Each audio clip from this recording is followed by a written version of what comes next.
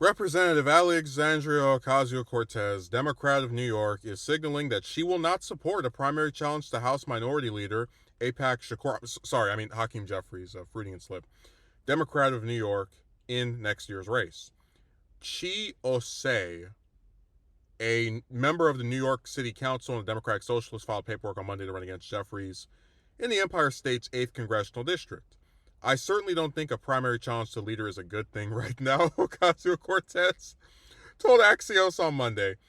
The Hill has reached out to a spokesperson for Osei for comment. Ocasio-Cortez herself defeated incumbent Representative Joe Crowley, then the chair of the Democratic caucus to represent New York's 14th Congressional District in the 2018 primary race. Her political action committee, Courage to Change, also endorsed Osei's initial run for city council. Osei, the youngest person elected to the body, has represented Bedford Stuyvesant and North Crown Heights on the council since 2022. He has also ramped up criticism of Democratic congressional leaders in recent days. In the Jacobin op-ed published Monday, Osei said that party leaders seem asleep at the wheel amid the violence and devastation carried out by the Trump administration.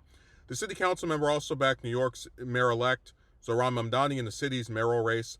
Mamdani, who defeated former Governor Andrew Cuomo twice en route to victory, told reporters Monday that there are many ways right here in New York City to both deliver on an affordability agenda and take on the authoritarian administration in the White House, according to Politico. So, this is one of the worst things AOC has said. I remember when people were criticizing her for calling Pelosi Mama Bear. But it doesn't really get more treacherous than this. You have someone, referring to AOC, who took office after challenging an incumbent Democrat in leadership, now telling some other person to not challenge an incumbent Democrat in leadership. And it's like, how do you not see the irony? And this is coming after, it'd be one thing if Jeffries was this bastion for progressive values who's been pushing for the Green New Deal and single payer and really showing the full weight of the working class. But he's nothing. He's a joke. He literally is recorded on video saying that the Democrats don't have any leverage. The Republicans have the House, Senate, and the White House. They can't do anything. And that's the leader. That's the person people are supposed to be excited for as the if the Democrats are able to win the House, the next speaker. Really? No self-awareness, man.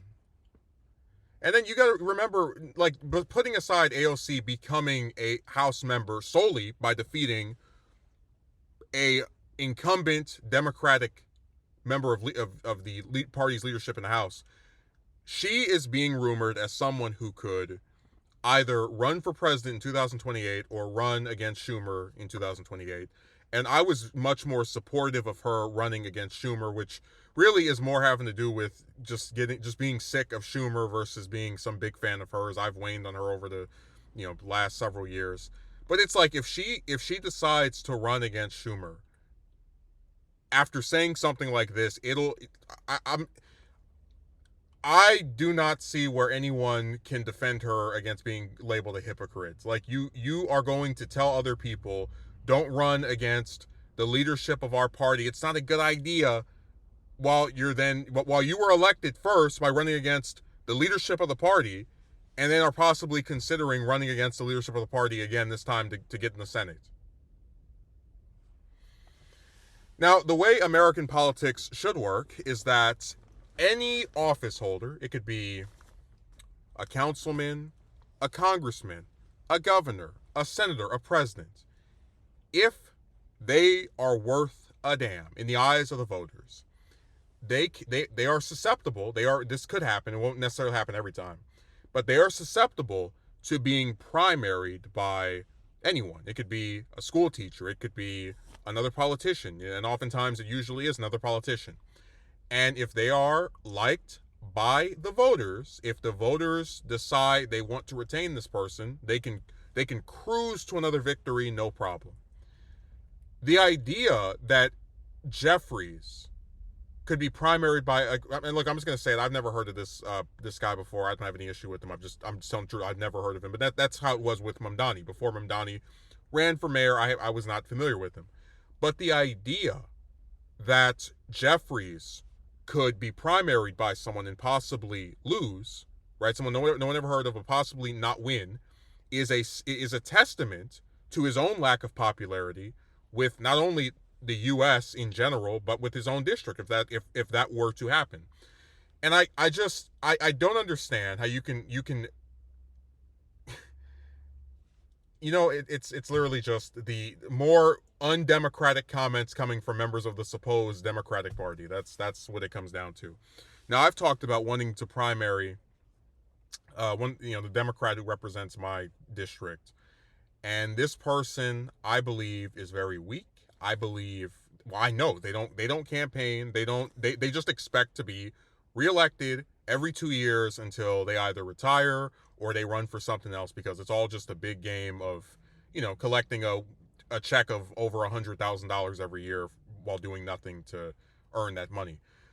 But it kills me, right? That, like, if I were to do that, if I were to, like, go ahead and pour my heart and soul into some house race and knock on, I'd need about 50, 60, or 70,000 votes to win. So knock on hundreds, 100,000 doors or even more.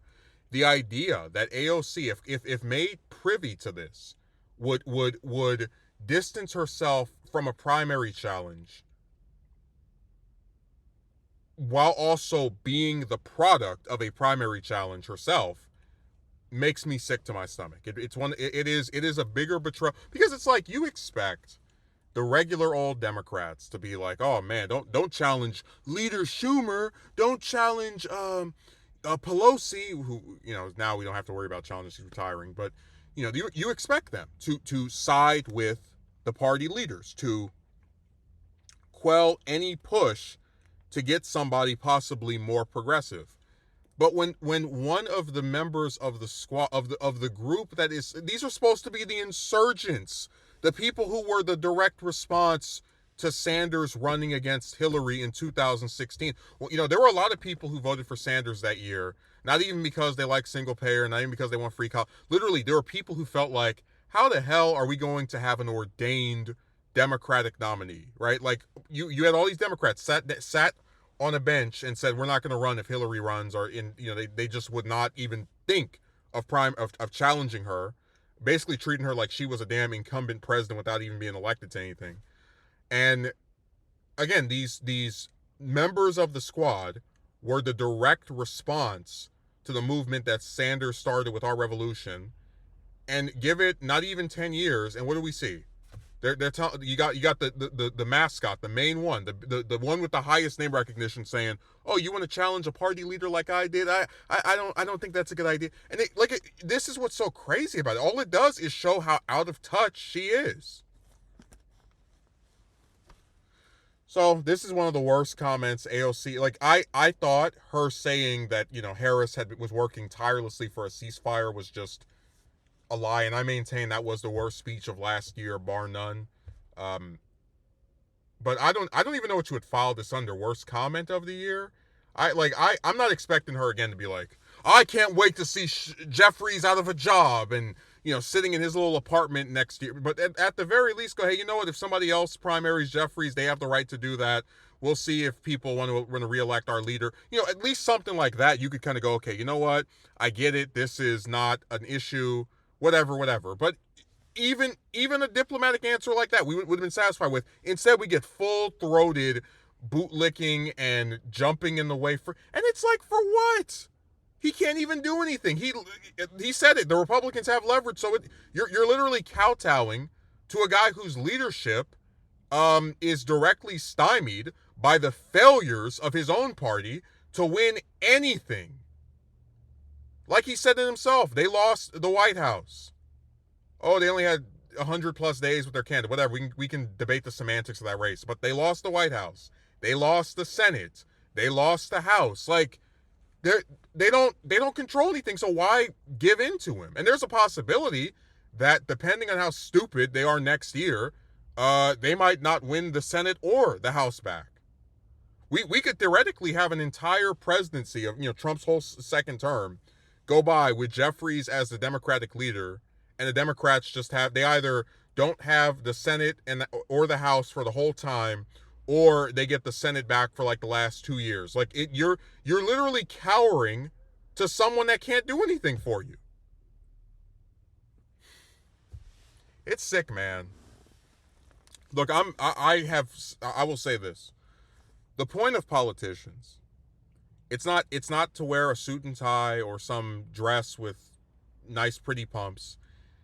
It is to be elected to a position of immense power, whether you're in a several hundred plus body like the House or a 100 member body like the Senate, and to, in your capacity as a member of these sacred chambers, these hallowed halls, make decisions on the basis of policy which can help people. And it has become very apparent over the last year, as Jeffries has basically kowtowed and done nothing to resist Trump, that he is not an effective leader, and that we would say the same thing about Schumer. And it is all the more